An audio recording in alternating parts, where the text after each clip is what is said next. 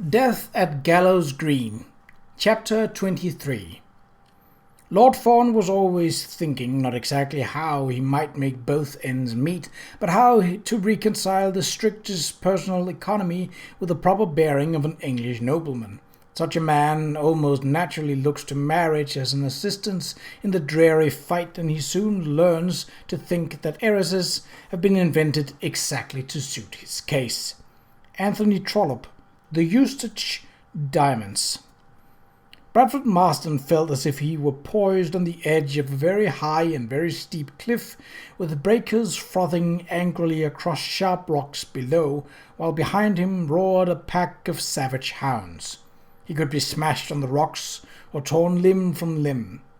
The telegram that had arrived the night before had informed him that Concerto, publicly posted at 25 to 1, and privately assessed at 2 to 1, had loped last and latest across the finish line. He had exhausted his final fragile hope. Nothing whatever could save him now, unless he could prevail upon his friend Charles. Bradford got up from the carved oak desk where he had been staring at his account ledger and walked to the French doors opening out into Marston Manor's lovely South Park, with its vista of meadow and field and rich woodland. To the right, in the elaborate latticed garden house, he could see his mother and sister directing the servants and the laying of the tables for the garden party that afternoon. A short distance away, complacently observing the activity that was being conducted in the honour of his and his wife's visit, stood Eleanor's stout husband, Ernest Fairley. At the sight of Mr. Fairley, Bradford's lip curled. One would imagine the scion of Fairley's finest fancy candies, the well-heeled scion, still quite clearly besotted with love, would be willing to lend a spot of financial assistance to the brother of his dearly beloved, especially if the dearly beloved pleaded prettily. But no, Mr. Ernest Fairley, it seemed, was implacable, even when his wife laid an urgent case before him. He could also quote Shakespeare, and after he had given his no to Eleanor last week to convey to Bradford, he had taken the opportunity of a pause in the dinner-table conversation to whisper in his wife's brother's ear a piece of avuncular advice from King Lear. "Keep thy foot out of brothels, thy hand out of plackets, thy pen from lenders' books, and defy the foul fiend."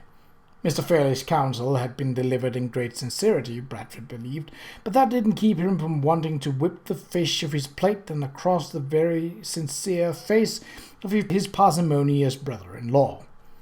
The difficulty that Bradford faced, the one he had tried to solve by applying to his brother-in-law, had to do with his mother's emeralds, the emeralds that Eleanor had discovered missing. They were not stolen, of course. They had been placed by Bradford himself on deposit with the Messengers Edinburgh in Chancery Lane in return for a sum of £5,000, which he had used to answer a margin call on stock he owned in the Paramount Horseless Carriage Company. To no avail, however. Paramount had gone irretrievably defunct, taking with it all of Bradford's liquid assets. Of course, when Bradford purchased the stock, Paramount had seemed to promise a very good return. It had been capitalized the year before when Harry Landers, a British entrepreneur, had acquired certain valuable French automotive patents.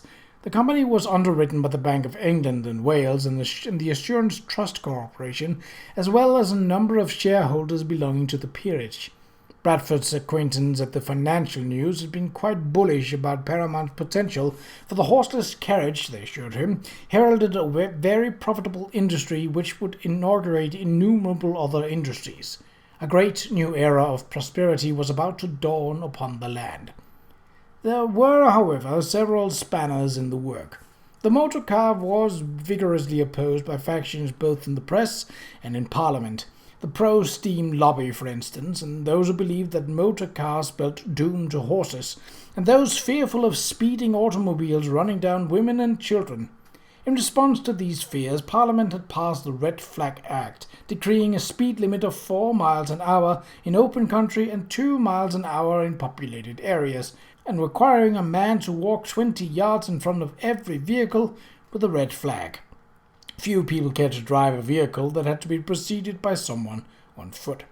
And Harry Landers himself was a spanner of a different sort, a blustering, brassy egoist who could not be trusted at all. Unfortunately, Bradford had discovered this only after his shares in the Paramount Horseless Carriage Company had become worthless, leaving him with nothing except his stock certificates and the pawn ticket from Edinburgh and Edinburgh. And now his mother had become urgent about the damned emerald, imploring him to restore them by the next day but one, when she was expected to wear them to have her portrait taken.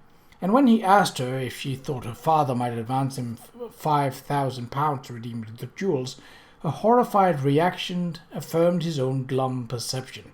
That Baron Marston, president of the Essex Horse Breeders' Association, would die before he saw a single Marston shilling devoted to motor cars. This was why Bradford had wagered more than he ought to on Concerto, and it was in this context that he had begun to think about marriage.